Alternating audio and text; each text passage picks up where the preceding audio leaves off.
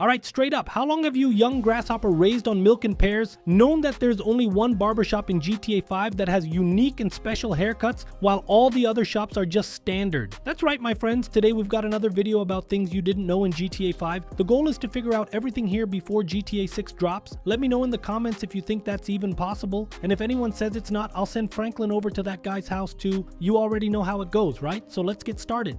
First off, let's start here with getaway cars in North Yankton. For some really weird reason that I don't exactly know, since North Yankton is completely locked off in the game, if during missions where you need to use a getaway car, you take that getaway car with mods into North Yankton, the game will load normally, like it will save normally from that point. An example of this would be in the mission Blitz play during the planning phase, or even during the FIB heist in the firefighter version. If you take the getaway car and teleport it to North Yankton, you can easily call the other characters and save there as a getaway spot. The funniest part of all this is that with Franklin, Trevor, and Michael, the calls work normally, and they say the car stayed there in North Yankton, so this line of dialogue was programmed somehow. I don't know if at some point in the GTA 5 beta North Yankton was going to be accessible and we could leave getaway cars there, but there it is, kinda bizarre. We have a getaway vehicle ready and waiting. Good work, T. Where'd you put it? North Yankton. Hey, I got a ride for our getaway, homie. Well done. Where's it stored? North of Yankton. We got a getaway car stashed and ready to go. Cool, dog. Shit, where is it at? North Yankton. Obviously, when you replay the heist, something's gonna go wrong. You won't actually be able to retrieve your getaway vehicle over in North Yankton, and the mission will kinda bug out because it'll fail there. You'll even end up down by the coast, which is the closest spot where the North Yankton map spawns, but the vehicle itself you just won't get. Next up on the list is this. Did you know there's a secret cutscene you can trigger in a mission with Dom, but only in a parachuting mission? Here's the deal. There are several parachute missions we can do with Dom, which are side missions throughout the game, and in one of these missions we're jumping off the top of Maze Bank. I think it's Maze Bank here. So what's the catch? We have to jump off the top of Maze Bank and land on a truck, but sometimes, very rarely, Dom might not land on the truck. And then you'll complete the mission on your own and trigger a different cutscene at the end. Check it out. There are these two options, one that works and one that fails. I'm gonna leave both here for you to see. I had no idea there was a fail option, but it definitely exists. Looks like you walking, my friend. Dude, it's me, Jeff! No way! The Dominator didn't make it? Anyway, I'm gonna drop you off at the rendezvous spot, alright?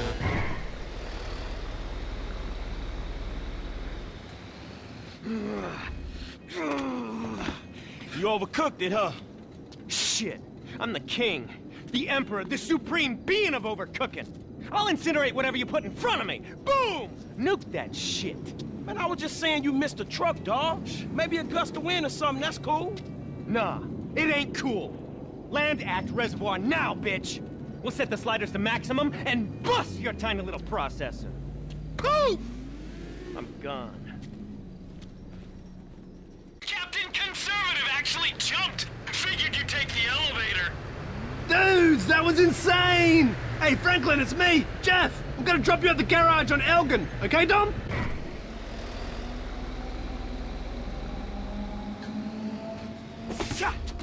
Whew. Gangsta by night, parachuting pussy by day. Oh, you should make that your log line. Sales, bro! Who's buying? Not me. Overpriced. Hey, we'll hook up over to the Land Act Reservoir, and I might shift your rating from sell to a hold. Done! In GTA 5, there's a weird bug that happens when it rains in the game. We have those guard booths in several places, like at the entrance of Fort Zancudo or other locations, but when it rains inside the guard booths in GTA 5, sometimes the items inside just disappear, like computers and stuff, and these items vanish when it rains. Even worse, sometimes it actually rains inside the booth too. It doesn't happen in every guard booth, but if you go to the airport or Fort Zancudo, you can see this mess happening.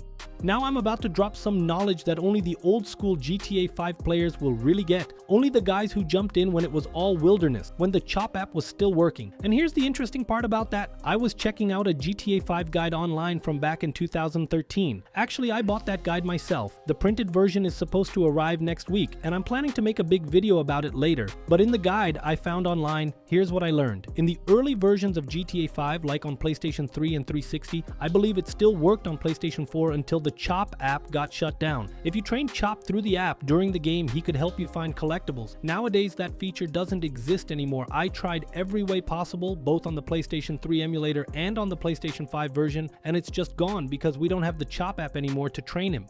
But if you check out some really old videos online, from 2013, 2014, you can see people using Chop to hunt for weapons around the map and look for collectibles like the spaceship parts or even the Leonora Johnson letter fragment. So I thought that was really cool, and honestly I got kind of pissed off because Rockstar discontinued the app where we had the Chop feature. In the app we had two things, one was for the license plates and the other was Chop. Rockstar managed to bring the plates part over to the online platform, but Chop got lost along the way, and now we can't use Chop to hunt for collectibles in GTA 5 anymore. Man, I think that was a cool feature. It could have had a simple update, but nope, Rockstar really dropped the ball on this one.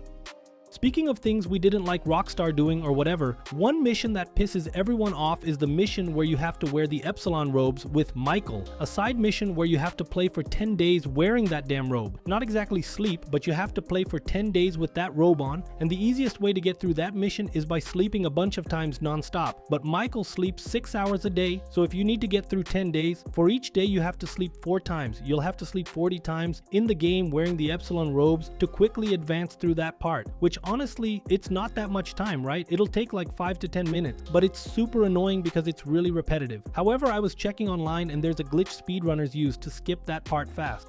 Here's what you're gonna do, and heads up, this only works on PC, alright? Open your GTA 5 map and position the marker where you want to set it, up in the top left corner as far as possible. Once you place it there, set a waypoint, then exit the map and open it again. Using the menu on the right side, select that waypoint. When you select it, the map will open an extra section, and then you can move the waypoint a bit further up and to the left. If you do this about 4 or 5 times, you'll push the waypoint way off your map. It's pretty quick to do, kind of tricky the first time, but once you get the hang of it, it gets super easy. And when you do that, just call a taxi and then select for the taxi to take you to the destination, skipping the trip. The moment you do this, the taxi will go to a black screen like it's about to fast travel, but it will bring you right back to the exact same spot you were before. It'll cost you around $1,000 for the ride, sometimes a bit more, sometimes a bit less, but it will have advanced several days in the game like the game glitched somehow. Don't ask me exactly what the heck is going on there. And most of the time, if you're using the Epsilon robe during this mission, you can skip the full 10 days at once with this trick. So instead of taking 5 to 10 minutes, you'll only spend like 1 to 2 minutes doing it. But heads up, like I said, it only works on the PC version.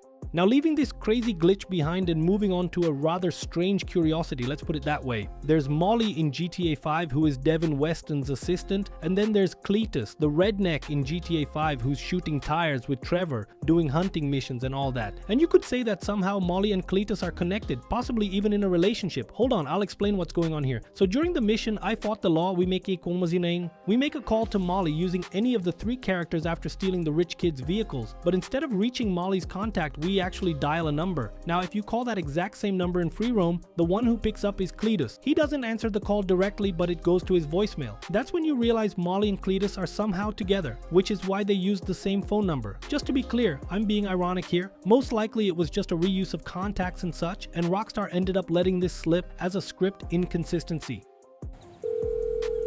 This is Cletus. I got both hands on a gun right now, so leave a message. There's something I've already shown here on the channel. There are these spray cans usually near Los Santos Customs, and if you shoot them, they start spinning non-stop, like spraying paint endlessly and all that. But they don't actually explode, they just keep spraying paint and stuff. Now in the barbershop, depending on the barbershop, not all of them have it, you'll sometimes see spray cans too. Probably hairspray, not exactly the same thing, but these ones actually pop when you shoot them, like a little puff of smoke comes up.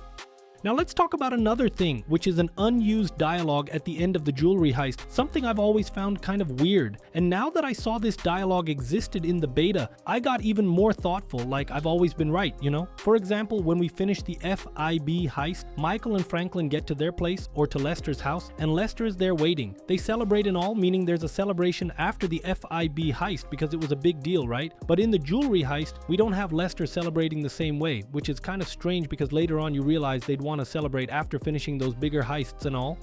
And since the jewelry heist was the first one, I think there should have been some kind of celebration with the whole crew, but in this case, it's just Michael and Franklin. However, according to the dialogues here from the beta, there's a version where the ending of this heist includes Lester right in the middle of the celebration. They'd probably all be drunk, Amanda would be arguing, and I think they'd most likely be at Michael's house too, you know, with Michael, Franklin, and Lester there. Then Dave Norton would show up and it would play out like we already know, but it's pretty cool as well. I'll leave that dialogue here for you guys to check out.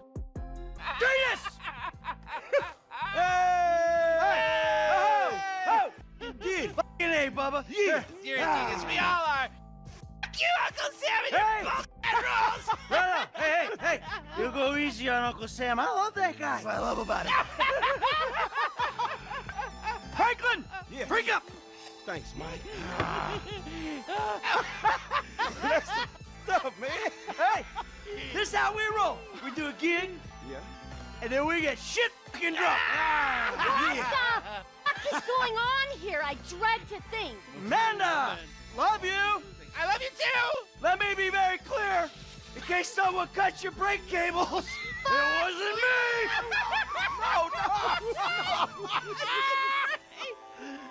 Hello, Michael. Davey. I was wondering why you and your friends were getting drunk and high shortly after a store was done over. Can you explain that to me? Yes. They are two completely unrelated items. And last but not least, here's a pretty weird curiosity, because here's the thing, a lot of people have asked me how I manage to style my characters the way I do, alright? Usually I keep Michael bald, sometimes Trevor too, and to me, that was normal. But since so many people asked, I went to find out what the heck is going on with these GTA 5 barbershops and why people can't style their characters like I do. So while doing that, guys, I discovered this. There are 7 barbershops in GTA 5, but out of those 7, there's one that's different from all the others, meaning 6 are pretty standard, usually with a brunette woman, and only one is with Bob Mullet, I think that's how you say it, right near Michael's house in Rockford Hills. And it's only there with this guy that all our protagonists can get different beards and hairstyles. I'm gonna show you here, just check it out. With Trevor, for example, at the regular barbershops, we have a standard cut where his hair is shaved from the middle up, then there's a version with his hair kind of long, and a really long version, almost like a homeless guy. Talking about beard, we have the clean shaven look, a big mustache, or a big beard. That's what you get at the regular barbershop. But when Trevor goes to that premium barber, you know, Bob Mullet, the party guy, when you get there, there's no option for giant hair, and instead there's a shaved head option. Basically, Trevor can go bald. I checked all the other shops, guys, and it's not available anywhere else, only with this character. Now, talking about beard with Bob Mullet, there's no giant beard like Trevor would have, and instead there's a small growing beard, you know, kind of spiky, and also a smaller mustache. So basically we get more beard options than at the regular barbershop. Michael at regular barbershops has the standard haircut, the shaved look, which I use a lot in my videos. He has his medium length hair and his really long hair, like super full, you know? As for beard, Michael at regular barbershops has a clean shave, a stubble beard, which is like small and just starting to grow, and a full beard. Now, at the premium barber near Michael's house, he'll have all those previous haircuts, plus a really long, big, thick, and full hairstyle. For beard, he has the same options as before, with the addition of a goatee, which he doesn't get at any other barbershop. Now Franklin, guys, I gotta be honest, I was really impressed with this one, huh? When you roll up with Franklin to the regular barbershops, he's got his standard haircut, the one he already rocks in the game, and then he's got 9 different designs, all sorts of styles like 3 stripes, stars, I don't even know what, lots of different ways. He's got the long hair, really long hair, black power style, braided hair, and the bald look. Talking about beard, at the regular barbershops, he's got the clean shave, the stubble, which is like just starting to grow, pretty sharp. He's got the goatee and the full beard. But when he goes to Bob Mullet, the premium barber, instead of 9, he only has 6 designs, all different from the ones at the regular shop. Along with that, he still has the black power and bald styles, but everything else is gone. Beard wise, he doesn't get the stubble or full beard options, only clean shave, goatee, and a new one, which is goatee with sideburns. Man, honestly, I don't know why there's such a big difference, but for real, this Bob Mullet guy has something kind of special going on, you know? And it's crazy because the closer we get to GTA 6, the more we think there's nothing left to discover in GTA 5. But dude, in this video I showed you there's still a ton of stuff. So the full playlist of things you didn't know about GTA 5 is right here next to the yellow arrow, where you can check out ways to talk to the game's prostitutes, learn about their past, and much more. There's that and a lot more if you click on this playlist next to the yellow arrow. I hope you enjoyed this video, and if you did, don't forget to smash that like button. If you don't smash that like button, I'm coming to your house and I'm gonna come down on you hard. That's it, guys. Good luck, hugs, thanks, and I'm out.